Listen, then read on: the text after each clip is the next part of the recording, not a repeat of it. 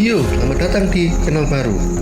Sebelum kita mulai, alangkah baiknya Anda mendukung saya dengan cara subscribe channel ini agar saya lebih bersemangat dan tidak putus asa dalam membuat konten.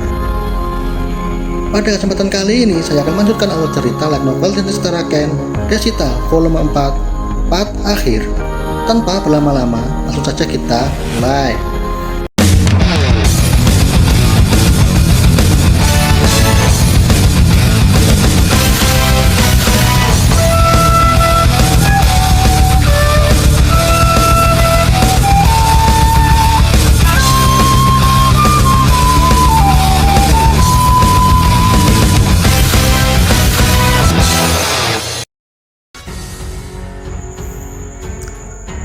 Setelah Fran meminta Urusi untuk melacak Jelise, Urusi menggelengkan kepalanya. Penciuman Urusi berkurang karena kelelahan. Karena itu Fran mencari Terakal untuk bertanya.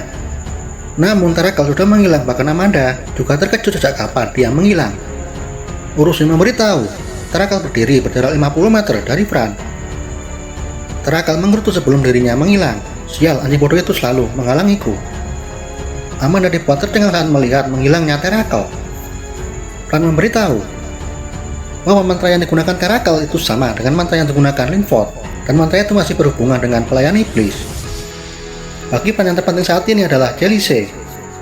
Fran meminta semuanya untuk bersiap menyiapkan mereka sampai ke akar-akarnya, dan kita harus cepat sebelum mereka melakukan hal bodoh lagi. Fran meminta tolong kepada Amanda untuk percaya. Fran memberitahu tentang Jelise. Jelise salah satu sekutu Linford. Dia pasti merencanakan sesuatu. Dia seorang alkemis. Mungkin saja Terakal bersamanya. Tanpa disadari, Jelise muncul dan tertawa di atas puing-puing reruntuhan. Jelise muncul memberi kabar baik bahwa rencananya selama ini telah gagal total karena konspirator utama Linford telah tewas. Kurangnya jiwa manusia itu membuat Jelise tidak bisa melepas pecahan segel dewa jahat sendirian. Fran tidak paham dengan tujuan Jelise yang membual tentang kegagalan. Terlepas dari itu, Jelise tidak bisa membiarkan Fran. Bagi Jelise, Fran selalu menghalangi jalannya, bahkan membunuh Linford dan anak buahnya, mencuri cure turmeric dan ramuan esensi jiwa, dan kau selalu menghalangi penculikan Charlotte saat ritual permurnian. Fran bertanya kenapa harus Charlotte. Jelise menjelaskan, Linford membutuhkan Charlotte untuk ritual kelam. Dengan mengorbankan Charlotte, Linford akan menciptakan Melis, bukan pemurnian. Dan kau pastinya sudah tahu alasan kami menjamkan uang kepada panti asuhan. Itu semua yang kami lakukan agar panti asuhan memaksa Charlotte untuk bergabung dengan kami. Padahal aku juga akan dapat anak-anak panti asuhan sebagai eksperimen. Namun semuanya gagal di tanganmu. Fran, kau benar-benar menyebalkan. Mendengar anak-anak sebagai eksperimen, tentu saja sebagai pemilik gelar pelindung anak, niat membunuh Amanda meningkat. Bahkan kekuatannya meningkat melebihi batas rank A. Jelise saat ini berada di daftar Amanda sebagai orang yang layak dibunuh.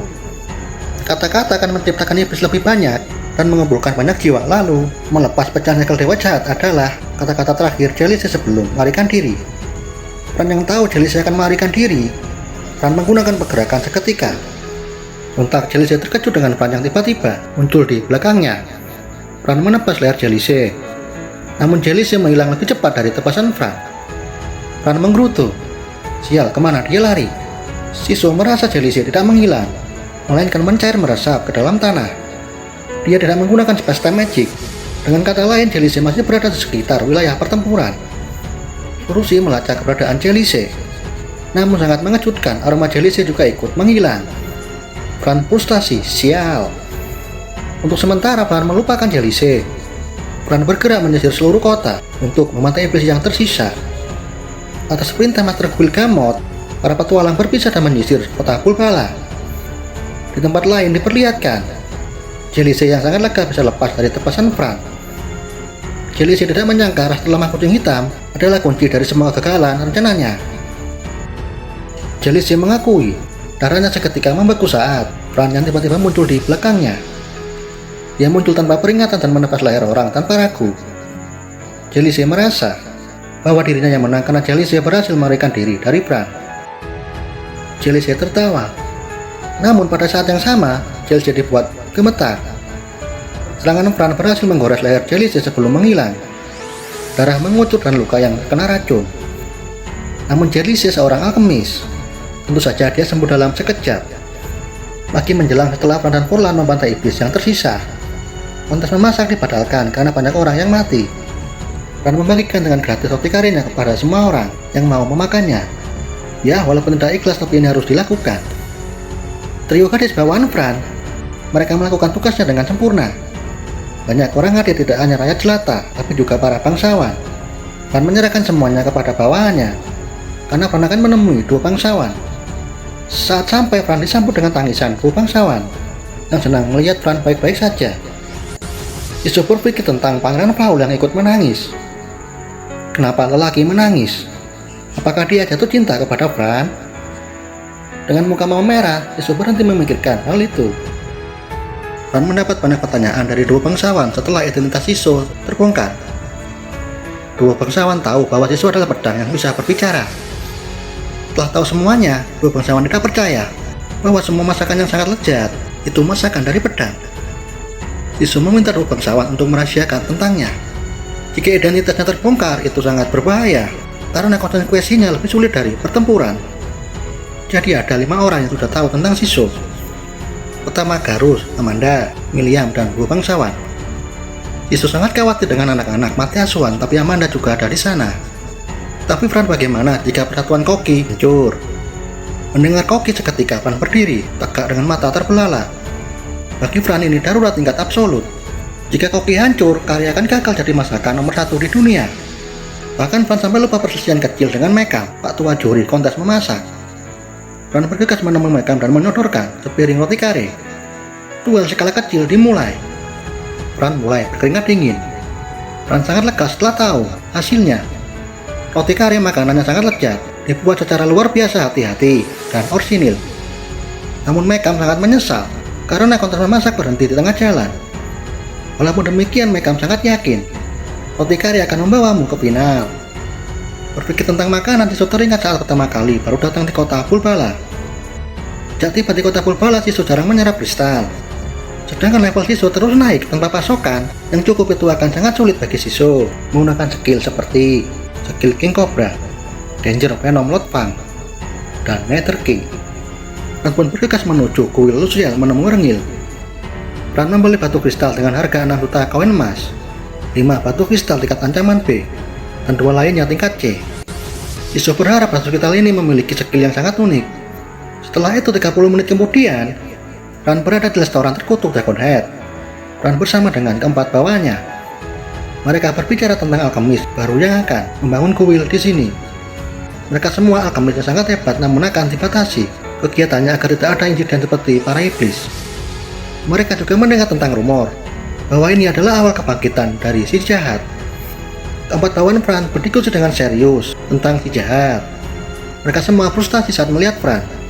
Fran tidak peduli dengan si jahat. Untuk hari ini yang terpenting bagi Fran hanyalah bagaimana caranya membuat perutnya buncit. Bagi Fran, makan lebih penting daripada bertempur. Setelah itu Fran membeli selembar kertas kepada Colbert. Kertas ini pemberian dari para dewa.